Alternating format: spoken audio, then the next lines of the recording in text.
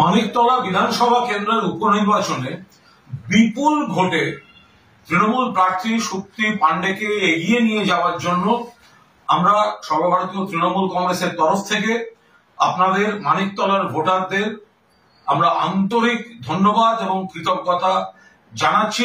এখন গণনার যে ট্রেন্ড তাতেই যা নমুনা এসছে, আপনারা নিশ্চিত থাকুন একটা বিপুল জয় শক্তি পাণ্ডে জিততে চলেছেন। এবং লোকসভা নির্বাচনে যে প্রেক্ষিতে যে ফল ছিল, আমরা আবার একটা মমতা বন্দ্যোপাধ্যায়ের মাননীয় মুখ্যমন্ত্রী, আমাদের দলনেত্রী, তার পরিচালনায় একদম একটা নির্দিষ্ট পরিকল্পনা, জনসংযোগ, বহু মানুষ আর বিজেপিকে ভোট দেননি, তৃণমূলের কাছে সেই ভোট ফেরত আসছে এবং তৃণমূল কংগ্রেস বিপুল ভোটে জিততে চলেছে।